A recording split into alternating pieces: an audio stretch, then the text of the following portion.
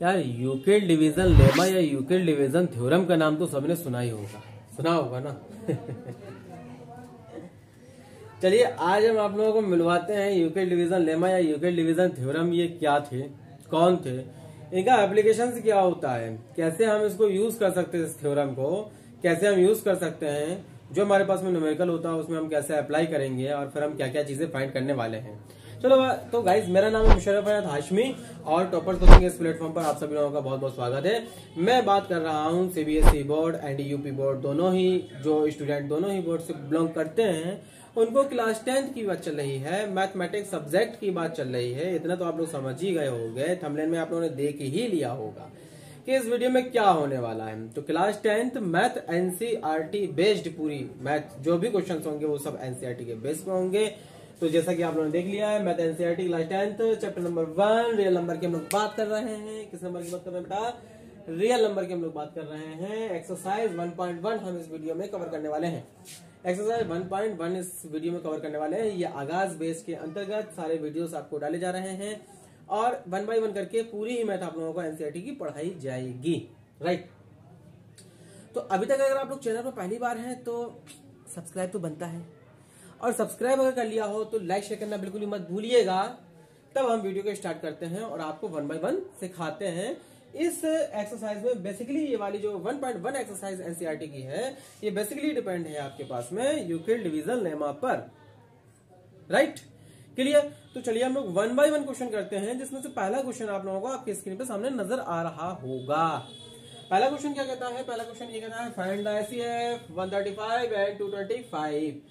135 and 225 का हमें HCF निकालना है। एचसीएफ मींस होता है हाईएस्ट कॉमन फैक्टर। ये लोग सभी लोग इतने लोग जानते होंगे।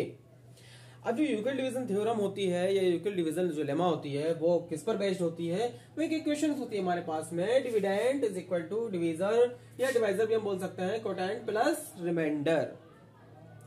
मान लीजिए कि डिविडेंड को हम अगर ए से रिप्रेजेंट करें, A is equal to B Q plus R, इस तरीके का एक फॉर्मेट होता है, right. We are talking about Euclid division theorem. According to this ये इक्वेशन हमारे पास में होती है, जिसमें से आपको ये पता होगा कि जो रिमाइंडर होता है उसकी वैल्यू भी always is greater than or equal 0 but less than B. It means divisor, जो हमारे पास में डिवाइजर है या डिवीजर है, हाँ, उससे हमेशा छोटी होगी, ठीक है। जैसे सपोज करिए आप लोग कि आप 5 को डिवाइड करना चाहते हैं, 5 से डिवाइड करना चाहते हैं 13 को। आप 5 से डिवाइड करना चाहते हैं 13 को, राइट। अब अगर 5 से 13 को डिवाइड करना चाहते हैं तो 2 टाइम्स डिवाइड होगा, 2 टाइम्स डिवाइड होगा, यहाँ पर 10 आएगा, 10 आएगा, यहाँ पर बचेगा 3। ये रिमाइंडर हो गया। तो ये जो रिमाइंडर होगा, ये रिमाइंडर हमेशा ये 5 से छोटा होगा। और 5 क्या था आपके पास में? डिवीजर था या डिवाइजर था, ठीक है। तो उससे हमेशा छोटा होगा, उसके बराबर भी नहीं हो सकता है, उससे हमेशा छोटा होगा, लेकिन 0 हो सकता है और 0 से बड़ा भी हो सकता है, राइट ना। ये बात क्लियर है ना आपके पास में? तो हम इसको अप्लाई कैसे करते हैं? इस फॉर्मेट में हमें इसको अप्लाई करना है। अच्छा, अब इसमें स्टेप देखो, 2 स्टेप है, मतलब आप लोगों को ऐसे समझना है। देखो ये जो हम आपको पढ़ाने वाले हैं, ये जो आप देख रहे हैं सामने, ये चीजें बहुत सारे टीचर्स ने पढ़ाई होंगी आप लोगों को। ऑनलाइन प्लेटफॉर्म पे बहुत सारा नंबर ऑफ मिलियंस, जाने कितनी वीडियोस आपको मिल जाएंगी इसमें। लेकिन तरीका समझो, अगर आप लोग एंड तक देखोगे तो आप लोगों को समझ आएगा, अदरवाइज तो फिर ठीक ही है। तो आपको एटलीस्ट कम से कम लास्ट तक वीडियो पर बना रहना पड़ेगा, तब फिर समझ में आएगा कि स्टेप बाय स्टेप, मतलब हम एक बार ऐसा कुछ सीखने की कोशिश करते हैं, कि वो हमारे पास में हमेशा के लिए स्टोरेज हो जाए। तो ऐसे ही हम लोग कुछ कोशिश कर रहे हैं, ठीक है। तो इसको आप लोग समझ लिए होंगे कि अब हमें इस पे अप्लाई कैसे करना है। देखो सबसे बड़ी बात क्या होती है कि एचसीएफ होता क्या है। एचसीएफ अगर आपको निकालना है तो एचसीएफ का मतलब ये है, एक ऐसी सिचुएशन मिल जाए हमको इन दिस फॉर्मेट, एक ऐसी सिचुएशन हमको मिल जाए कि उस सिचुएशन में जो हमारे पास में रिमाइंडर है वो 0 हो जाए। हमारे पास में रिमाइंडर क्या हो जाए? 0 हो जाए। जब रिमाइंडर 0 हो जाएगा, मतलब रिमाइंडर 0 होने का मतलब ये है कि आपकी गाड़ी में फ्यूल खत्म हो गया, अब आप स्टॉप हो गए, अब आपको कहीं भी जाना नहीं है, अब आपको कुछ भी नहीं करना है, राइट नाउ। तो देखिए जब रिमाइंडर 0, और जब तक रिमाइंडर 0 नहीं हो रहा है तो फिर गाड़ी को चलाते रहना है, चाहे वो झटके मार की गाड़ी चलती रहे आगे, चाहे धड़काते रहो आप लोग, चाहे धक्का लगाते रहो, चाहे खींचते रहो, कैसे भी करते रहो, लेकिन आपको वन वे पे जाने जाना है, ठीक है ना। तो अब जरा समझो आप लोग, यहां पर हमने क्या कहा कि रिमाइंडर जीरो हो जाए, जब रिमाइंडर जीरो हो जाएगा, जब रिमाइंडर क्या हो जाएगा, जीरो हो जाएगा, उस सिचुएशन में बी की वैल्यू जो होगी वही आपका एचसीएफ कहलाएगा, वही आपका क्या कहलाएगा बेटा, वही आपका एचसीएफ कहलाएगा। When remainder is zero, then B is equal to HCF of given two numbers. It means 135 and 225, right? Clear? तो चलिए हम लोग देखते हैं जरा। अच्छा, अब हमें सबसे पहले समझना क्या है, हम इसका सॉल्यूशन देखते हैं। मतलब ये सब लोगों ने बताया होगा, हम बार बार कहना है ये सब लोगों ने बताया होगा, लेकिन इसका मेथड समझिए आप लोग कि मेथड आप लोगों का है। देखिए, सबसे पहले आप ये समझिए कि इन दोनों में से बड़ा कौन है।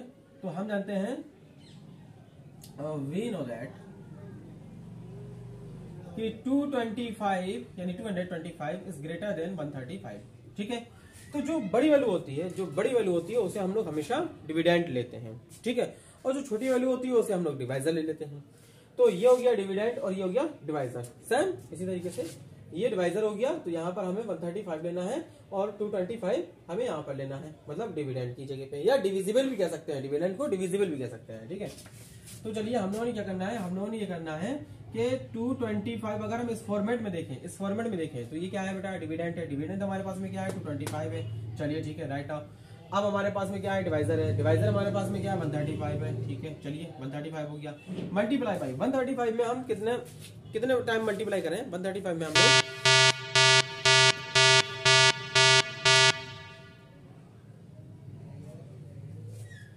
चले। तो ये आपके पास में क्या हुआ, 225 इज इक्वल टू, मतलब डिविडेंड 225 हो गया, फिर डिविजिबल हो गया आपके पास में 135। 135 में हम कितने से मल्टीप्लाई करें, या तो हमारे पास में 225 आ जाए, मतलब 225 आ जाए, या उससे थोड़ा सा नीचे रहे, तो हम वन टाइम ही कर देते हैं।